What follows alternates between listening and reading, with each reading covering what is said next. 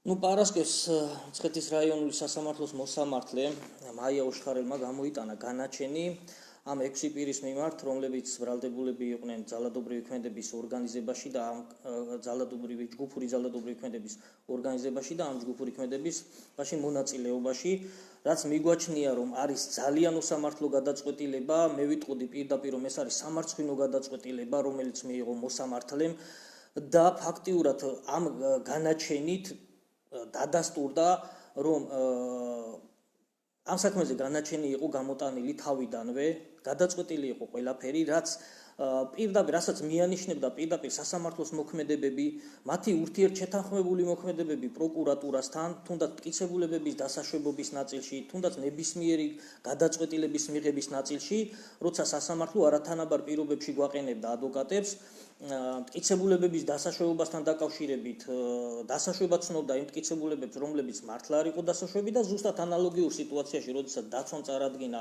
გარკვეული საექსპერტო დასკვნა, ფაქტიურად დაუშვებლად ცნო მოსამართლემ.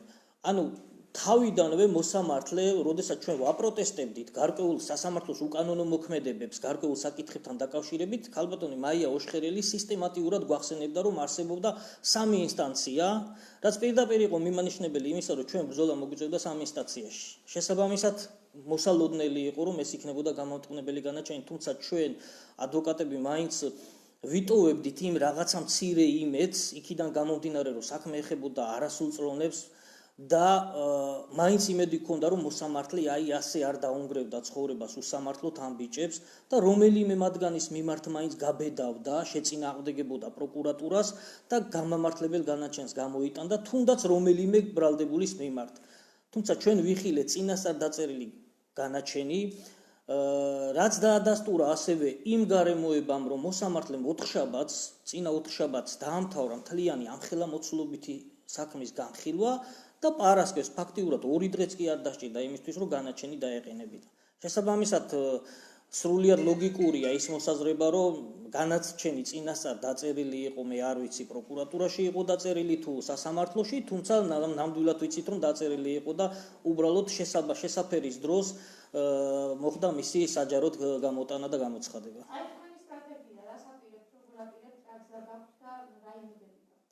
Ну, ჩვენ ვაპირებთ, რა თქმა უნდა, ჯერჯერობით ჩავიბარებთ დასაბუთებულ განაჩენს და ეს აუცილებლად გასაჩივრდება ყველა შემთხვევაში, რაც არ უნდა მინიმალური განაჩენის სასჯელი ჰქონდეს განსაზღვრული ბრალდებულ პირებს, ჩვენ ვაპირებთ, რომ გავასაჩივროთ, ვინაიდან სასამართლოს გადაწყვეტილება არის ძალიან უკანონო, არაობიექტური და აი სამარცხვინო გადაწყვეტილება არის. უბრალოდ ამ ბიჭებზე შური იძლია სახელმწიფომ სასამართლოს ხელით გიორგი შაქარაშვილის გარდაცვალების ფაქტიდან გამომდინარე. თუმცა აღსანიშნავია, რომ ამ საქმეში არც ერთ პირს სასამართლო და პროკურატურა, უпростоრად პროკურატურა არ ედავებოდა გიორგი შაქარაშვილის გარდაცვალებას და პირადად გიორგი მერაბიშვილს არანაირი შემხებლობა არ ქონია გიორგი შაქარაშვილთან. არც ჯგუფური ქმედების ორგანიზებაში მიუღია მონაწილეობა, არც ერთ მოწმეს არ დაუსახელებია გიორგი მერაბიშვილი, რომ მან რაიმე სახის ინფორმაცია ჰქონდა იმასთან დაკავშირებით, რომ გიორგი ახორციელებდა რაიმე სახის ორგანიზებულ ქმედებას. ან მონაწილეობა მიიღო ამ ჯგუფურ ძალადობაში. აი ფაქტიურად არაფერი არ არსებობდა, არც ერთი მტკიცებულება, რომ გიორგი მერაბიშვილის მიმართ განსაკუთრებით ამ ჯგუფური ქმედების ორგანიზებაში გამამტყუნებელი განაჩენი გამოეტანა სასამართლოს. რა თქმა უნდა, გავასაჩივროთ ყველა შემთხვევაში და იმედი გვაქვს, რომ სააპელაციო სასამართლოში რაიმე შეიცვლება, თუმცა ნაკლებად სავარაუდოა ესეც მოხდეს, რა თქმა უნდა. დიახ.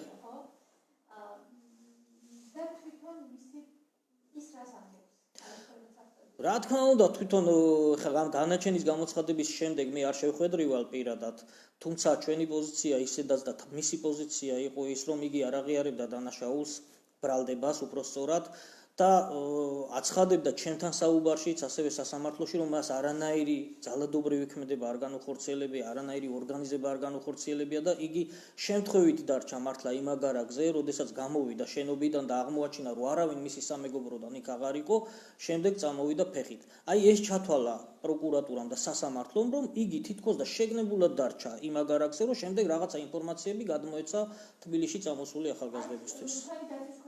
მონაწილეობა კიდევ ერთხელ რომ გითხრათ ამ საქმეში და მისი ბრალდება რას ანუ მოკლედ რომ ვთქვათ, გიორგი მერაბიშვილი შემთხვევით რომ აღმოაჩინა რომ ყველა წამოსული იყო თბილისში. კი, სტუმარი იყო.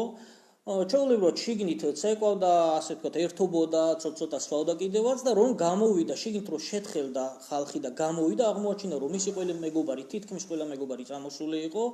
შემდეგ დახვდა ერთადერთი მოწმე, ეს არის ვანო თეგაძე, რომელსაც კითხა თუ რა ხდებოდა და გაიგო სინამდვილეში რაც მოხდა იმ ღამეს და ამ დროს დაურეკა ლაშა შერმადინმა, რომელმაც უთხრა რომ იგი იმყოფებოდა ზემოთ ასული ავტობანზე და ასულიყო ისიც მასთან. იგი ავიდა ავტობანზე, დაჯდნენ. ამ დროს ლაშა შერმადინმა უკვე დაიწყო ზარების განხორციელება ირაკლი მუმლაძესთან. ეს ხდება 23 საათსა და 28 წუთზე და ამის შემდეგ, როდესაც უკვე ზარებს ახორციელებს ირაკლი მუმლაძე, 42 წუთის შემდეგ ამოდიან ავტობანზე გიორგი შაქარაშვილი, ესე იგი იაკობ ბრეგვაძე და ასე შემდეგ ეს 6 ადამიანი. ანუ როგორ შეიძლება ლოგიკურად ადამიანმა იფიქრონ, რომ 42 წუთით ადრე ლაშა შერმადინს იცოდა რომ ეს 6 ადამიანი ამოვიდოდა და წამოვიდოდა ფეხით თბილისისკენ. აი ეს ჩათვალა სასამართლომ, სავარაუდოდ რომ ისინი შეგნებულად იყვნენ დარჩენილები და შემდეგ რაღაც ინფორმაციას გადმოსცემდნენ. თუმცა არც ერთი მოწმე არ იძახის რომ გიორგი მერაბიშვილი რაიმე სახის ინფორმაციას გადმოსცემდა ვინმეს ან ორგანიზებას უკეთებდა და რაც თავარია მისი ტელეფონიდან არ არის განხორციელებული არც ერთი სატელეფონო ზარი თბილისში წამოსულ ბიჭებთან. ბრალდება არის ასეთი ჯგუფური ძალადობრივი ქმედების ორგანიზება, უпростоრად ჯგუფური ქმედების ორგანიზება, რასაც თან ახლდა ძალადობა, ეს არის ფორმულირება ოფიციალური, ჯგუფური ქმედების ორგანიზება, რასაც თან ახლდა ძალადობა და ასეთ ძალადობრივ ქმედებაში მონაწილეობა. აი ეს არის მთელი მისი ბრალდების ფორმულირება. თუმცა კიდევ ვიმეორებ, რომ არანაირი არც ერთი მტკიცებულება არ არსებობს ამ ბრალის დამადასტურებელი.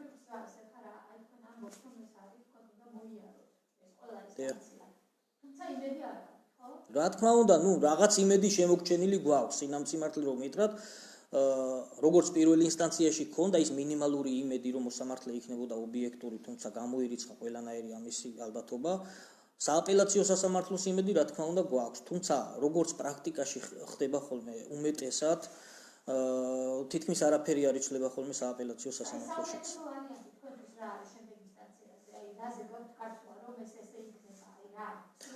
პირველ რიგში რა თქმა უნდა სრულად გამართლებას ვითხოვთ ჩვენ გამომდინარე იქიდან რომ ჩემი დაცვის ქვეშყოფი არც ერთ ბრალდებაში, ანუ როგორც პირველი ასე მეორე ნაწილში თავს არ ცნობს დამნაშავედ. ეს არის მთავარი ჩვენი ამოცანა და ერთადერთი ამოცანა, რაც გვაქვს დასახული. დაველოდებით ყოველ შემთხვევაში დასაბუთებულ განაჩენს და იმის საფუძველზე უნდა მოხდეს, იმ არგუმენტაციის საფუძველზე უნდა მოხდეს გასაჩივრება სააპელაციო სასამართლოში. ბატონო?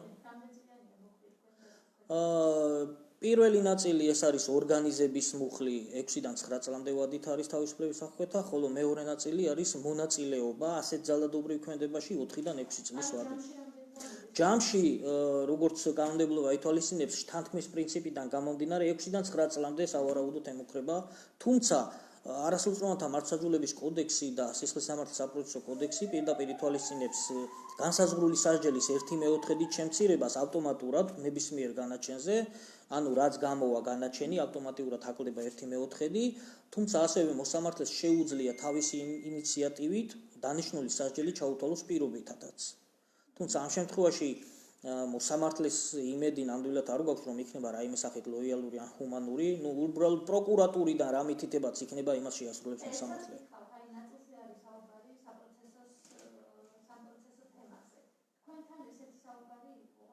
რაღაც მინიშნებები არსებობდა, თუმცა საპროცესო შეთანხმება როგორც პრაქტიკაშია დანერგილი ითვალისწინებს ბრალის აღიარებას და ეს აუცილებელი პირობა არის საპროცესო შეთანხმების გასაკეთებლად და იქიდან გამომდინარე, რომ ჩემი დაცვის ქვეშ არ აღიარებს წარდგენილ ბრალდებას, საპროცესო შეთანხმებაც ამ ეტაპისთვის გამოირიცხა,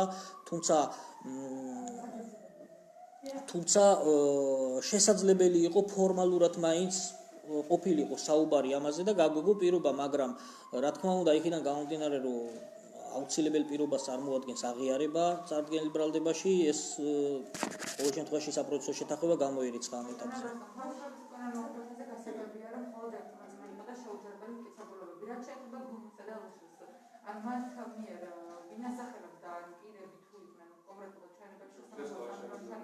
კოოპერაცია უშუალოდ მართლდება მეთაურს.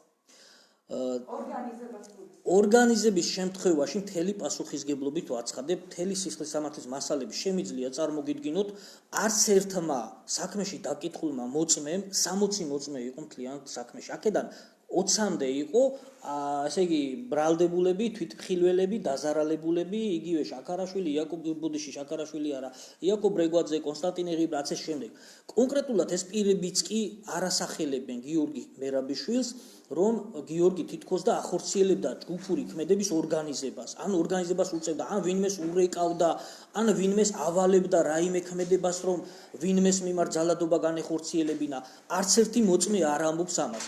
და მეორე ფაქტორი იქნებოდა, რომ ყოფილიყო მაგალითად სატელეფონო ზარი თუნდაც ვინმესთან. ანუ არც ერთი სატელეფონო ზარი გიორგი მერაბიშვილის ტელეფონიდან საქმეში წარმოდგენილი სატელეფონო ამონაწერით დადასტურდა, რომ გიორგი მერაბიშვილს იმ ღამეს არც ერთი თბილისში წამოსული ორი მანქანის მგზავრებთან მას სატელეფონო ზარი არ განუხორციელებია.